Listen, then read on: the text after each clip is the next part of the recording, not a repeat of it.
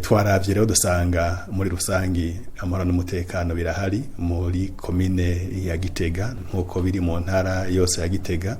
ariko twasanze hariho utuntu tutari duke dushobora guhungabanya umutekano kandi duteye amakenga, aho twabonye ubusuma bwari bugize imisi buba ego naho bwariko buragabanuka mugano ubu buracibonekeza, aho tubona ndetse hadutse n'abagomba kuza baraturira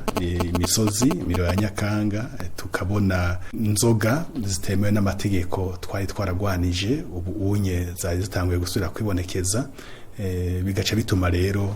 tubona yuko hari amakenga, tubona ko kumbure hariho abantu boba baraje mwino misi ya vuba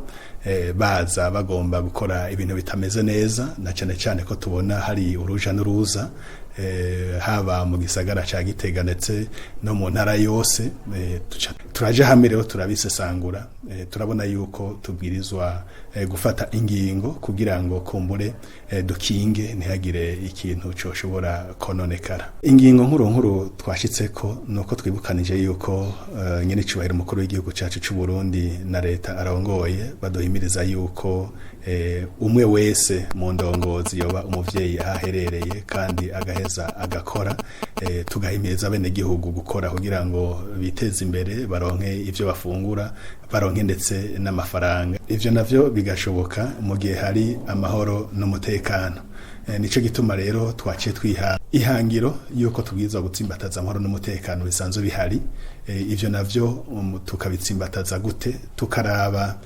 abantu bose bagomba kononera abene gihugu, tukabakuramo bame tukabashikiriza abajeje umutekano, tukabashikiriza abajejwe ubutungane kugira ngo bakore, abaje bava mu zindi ntara bataje gukora kugira ngo badufashe gutera imbere, baterana imbere natwe, nabo nyene duheze tubegeranye tubasubize iyo bavuye. Ni naco gituma twihaye imisi ibiri ku buryo buri nyumba kumi wese abwirizwa kumenya abari mwizo nzu 10 ziwe, maze bashasha amenye iyo baje bava, igihe baziye, ico baje gukora ngaha mu gisagara, ku buryo dusanze ari abantu baje atakazi bafise baje kuhakorera, duheze tubasubize iyo baje bava, maze baje gukorera iwabo. Iyo ningingo twihaye no musi, ariko hari n'izindi ngingo twihaye zo kugwanya by'ukuri ibi bijanye n'inzoga zemewe n'amategeko. Hari n'ingingo ijanye nuko tubwirizwa gukurikirana uruja n'uruza rw'abantu, na cane cane kugira ngo ntidusange hari abantu bariko baraza baje bafise intumbero yo kudusubiza inyuma, aho natwe turiko turakora ibikorwa kugira ngo tubandanye dutera imbere. Twafashe ingingo nyinshi turi kumwe n'izo ndongozi, no kwita abavyeyi kuva kwa nyumba 10 gushika ku rwego rw'intara, kandi bamenyesha yuko inama twakoresheje ari nayo mu makomine yose y'intara ya Gitega yakoreshejwe uno munsi kugira ngo turabe na cyane cyane dukinge, kubera tumaze kubona abantu babasuma, tumaze kubona abantu baturira, bica bigaragara ko hari inkozi z'ikibi, aho rero tubwirizwa kubakuramo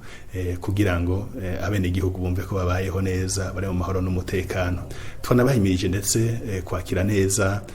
aba bantu baza bahunguka babavuye hanze, mugana bo tukabahamagarira yuko ubushitse mu muryango abwirizwa kubimenyesha, akabimenyesha abajeje intwaro, akabimenyesha ababanyi, kugira ngo ntibave bamugira ko amakenga mu ntumbero yuko ata muntu yo mwitiranya n'inkozi z'ikibi. Urumva rero twitunganije, twihaye ikiringo c'indwi zibiri cuko atabusuma twasubira kumva haba mu gisagara no mu makomine, yuko ata muntu yosubira guturira, yuko ibi bijanye n'inzoga zitemewe n'amategeko nazo zoheza zikaba zagwanijwe.